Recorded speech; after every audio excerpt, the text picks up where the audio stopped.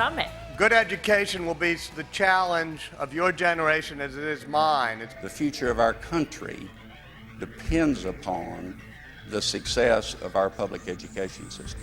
We're the richest nation on earth, and we let our children be the poorest group of Americans, have the highest child poverty rates among the industrialized world, the highest incarceration world. What are we about? No matter how poor or ill-educated you are, you have the ability to be touched by the highest in human thought and philosophy. To truly get where we're trying to go as a nation, we will have to step back and really ask ourselves, what are the fundamental changes that are going to need to happen inside of education and outside of education? There are really two major arms of Teach for America. There's those of you who are on the front lines right now as core members teaching, but equally important to our mission are those of you who have been core members and are now fighting the good fight, whatever you're doing in this world. Currently, I'm a community organizer with BUILD. Working as a principal/education coordinator. My husband and I started a nonprofit organization. And I am now a freelance journalist. Executive director for New Leaders for New Schools. I just finished business school at the University of Maryland. Full-time teacher, department chair at IDEA Public Schools. First-year law student, looking at education law. I work for a nonprofit here in DC called the Philanthropy Roundtable. Working with a council member as his chief of staff. Secondary mathematics coordinator. Now I teach physical science at Glen Oaks High School. Educational researcher, and I focus on immigration issues. Principal for Achievement First Crown Heights Middle School.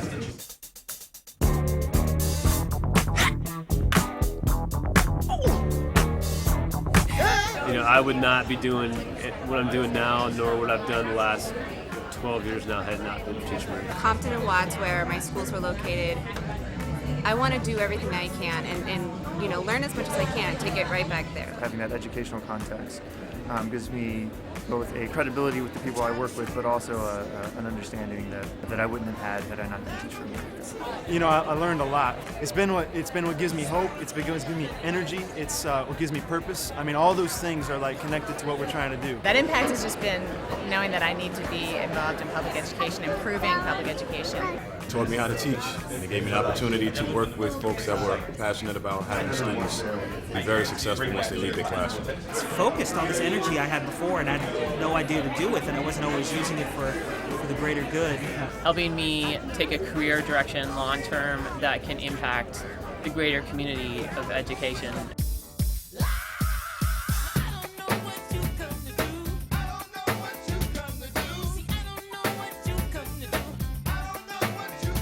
I couldn't stay away. You know, the inspiration. I came 5 years ago. It kept me going for another 5 years.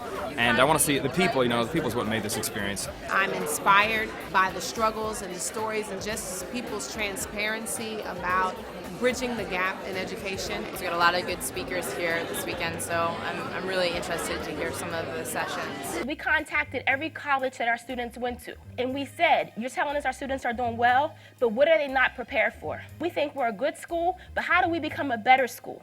There is a third issue that's spinning around here that I think is really important too in terms of your personal journey. Ambition, character, and the third is personal capacity. I firmly believe that you can stand in your moral ground and in your integrity and have pure integrity and prioritize what you believe is most important. So what are the factors that then, on top of living in an impoverished situation, then lead to someone to engage in a life of crime?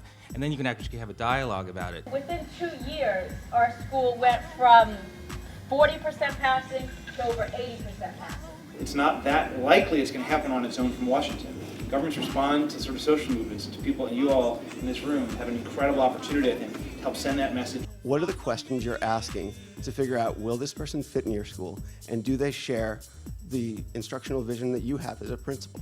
But it does concern me if, even on relatively low-level tests, if we can't get kids to a level when they can comfortably pass those tests, then we're doing something wrong. We can see the effects of lead poisoning from chronically dilapidated old housing stock in urban and rural areas, impacting children's ability to learn and also their behaviors. I do believe absolutely that the process of storytelling or stories is what engages students in this realm of the possible. The future of the for-profit sector in education is going to be defined by folks like you who get out in it and are willing to, what I call, take the heat. And I think it's also really important to ask them what their goals are for their children and what they want to see their children do in your class. And they're taking those kids from that level to the Regents exam. The way they're doing it is the kind of, it's the credo of Teach for America, by any means necessary.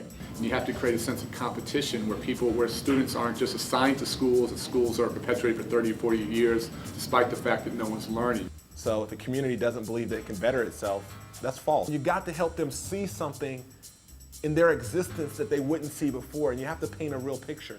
Or go show them a community that has done it who was like theirs before. I used to ask my mother, my father, my grandparents, my great-grandparents, why segregation, why racial discrimination? And they would say, that's the way it is. Don't get in trouble, don't get in the way. But Dr. King inspired me to get in the way, and I got in the way. One of the things that was so important in the civil rights movement is that we had each other. And we had this sense that we were never alone, and we had these peers that were always there. Citizens, we have to become morally outraged enough to push our sheep in the political arena to become shepherds. And we need to lay out our different roles, but to see how what we do fits into a broader whole. But what we're about is the transformation of America.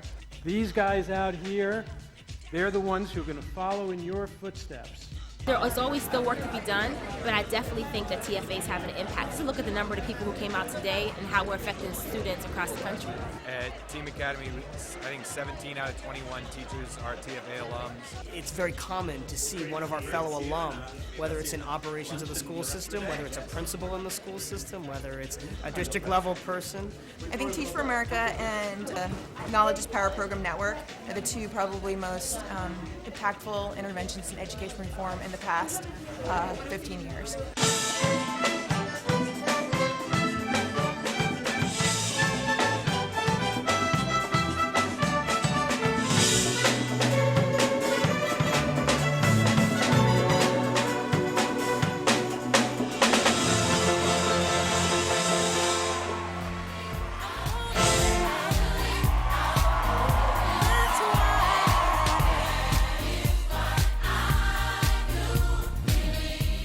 For me, right now, there isn't any more important work than teaching. I am a teacher because I believe in you. Janetta taught me that every student needs, and I mean needs, an adequate rationale for their education. The way to treat children with respect and dignity is by pushing them to excel to heights that even they themselves never thought possible.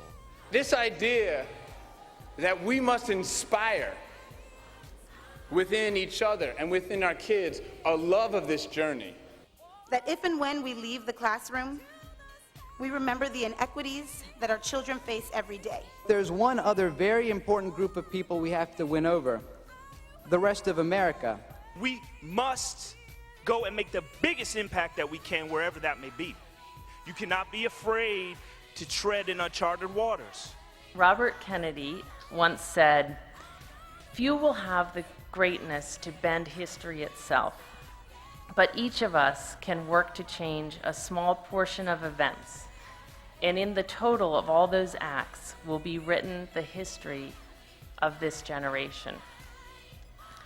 Together, we will bend history."